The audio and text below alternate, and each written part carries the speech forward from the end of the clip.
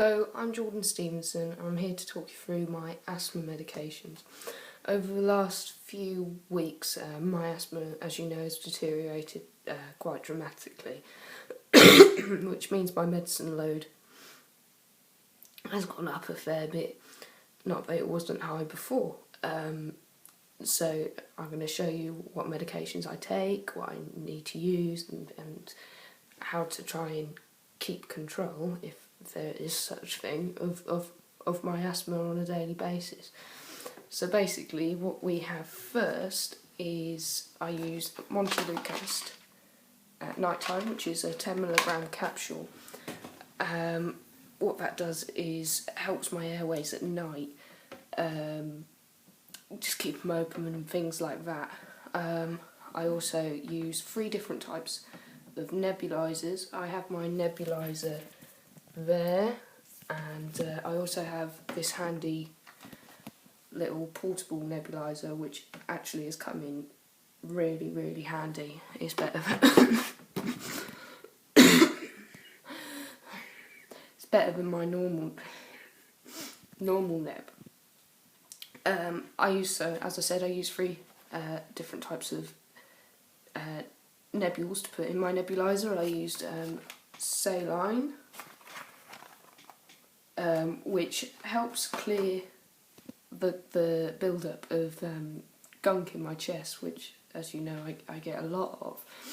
I also use isotropium bromide, which helps air get in. It opens up the airways more, and I also use the normal salbutamol nebule. Moving on to inhalers, and now I have a fair amount, and only 2 of them are real proper asthma inhalers. That's Foster, Qvar, and Ventolin. Everyone knows what Ventolin is. It's the little blue inhaler. I also use a glycocopy something or other inhaler, and basically what I do with this is I put a little pill inside the inhaler and then pierce the pill. It's a hard capsule, and I need to inhale it. Same with my Spiriva inhaler. What they do is just they try to stop the level of secretions I have.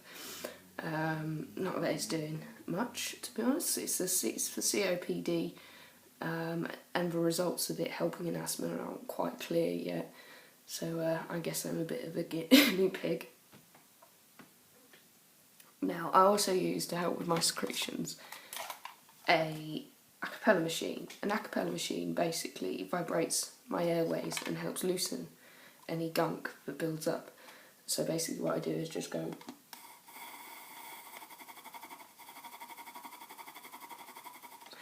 and what it does is it just vibrates. You can feel a vibration in your chest, and what it's doing is like kind of exercising it to get the mucus out.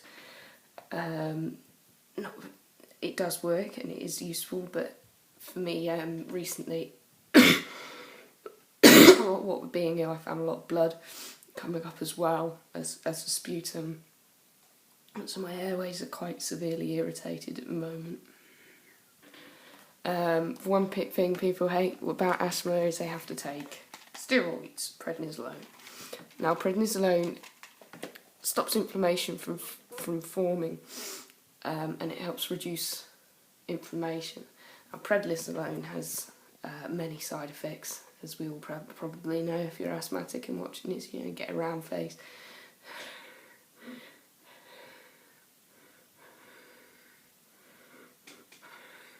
Get a round face.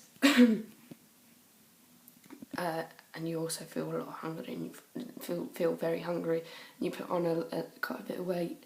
Well, I find I do when I'm on prednisolone. I'm also on carbamazepine. Now, carbamazepine has been my #1 drug of choice for quite a while now. Basically what carbamazepine does, it loosens the chest mucus, and it's fantastic and works incredibly well. That combined with the saline nebulizer and the a cappella machine, it just really helps get rid of that gunkiness, where I feel like I'm drowning in my chest fluid. That really kind of sometimes makes it worse. Sometimes, it's a miracle and it makes things so much better. But sometimes when my chest is really bad, like it has been over the last few weeks, I do get the sensation of drowning. But it is a very good drug, and I recommend it to any asthmatic that struggles with secretions. As well as being on all those other drugs, I also use clarithromycin. I take 2 tablets twice a day to make 500 milligrams.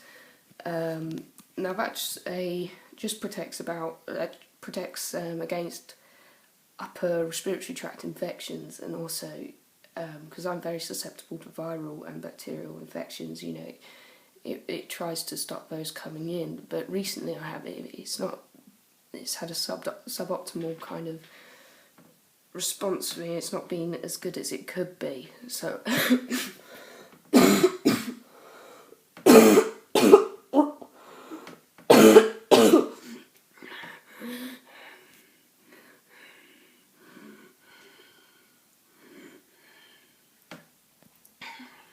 so they put me on azithromycin, which is similar to clarithromycin, but it's a lot stronger,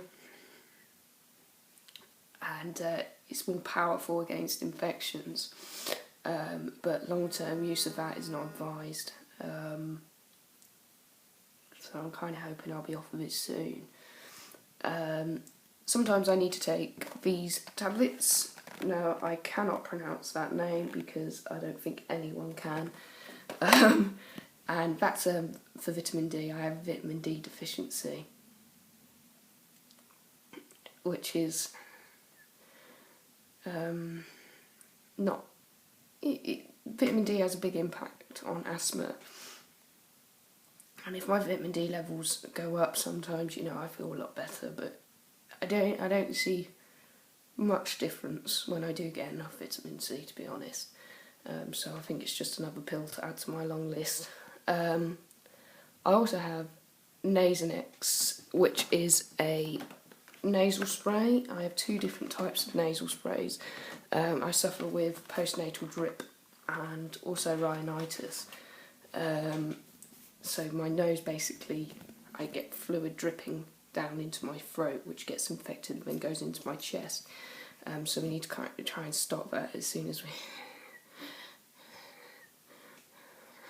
we can, really. But I use a lot of medication, and people, I hear it quite frequently actually, that asthma over the years has lost its kind of severity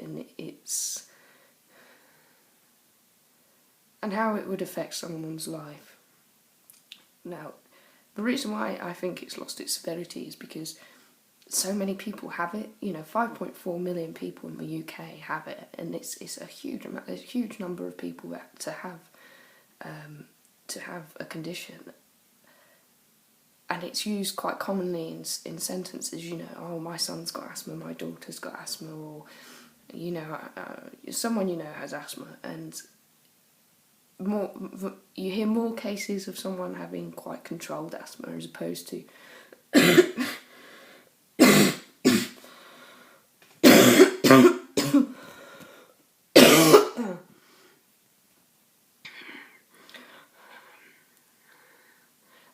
having chronic or severe, or even like different types of the condition, like mine's hypersecretory. It's quite a rare thing, so it's barely spoken about, but I can't stress the importance of how life-threatening asthma is. It's a chronic, lifelong condition which does kill, and I've witnessed it firsthand, and I know people who have also witnessed it. And I know with some people find it hard with employers, and they just say, oh, it's asthma, but really you need to stress the importance of it, which obviously in turn doesn't look good for you getting employed. But it is a life-threatening, life-changing condition, and I hope one day through medical research that there can be some kind of control for people with a more severe form of asthma. Any change is for the better at the end of the day. I'd like to thank everyone for their comments on my last video. It really means a lot to me. Knowing that I know I'm not alone. I've always known that. I know there's people out there that want to support me, and I know there's people out there who care. But it's not that I feel alone in myself. I feel alone. I feel isolated from my medical team, who are supposed to specialise in my condition. But I've been overwhelmed with the levels of support you've shown, so thank you everybody. I'm going to wrap this up now, and I hope you enjoyed the video and learned a bit more about the many drugs that there are in asthmatics. And hopefully there'll be some improvement next video I put up. If not, you're lucky you're in for a treat. Thank you very much.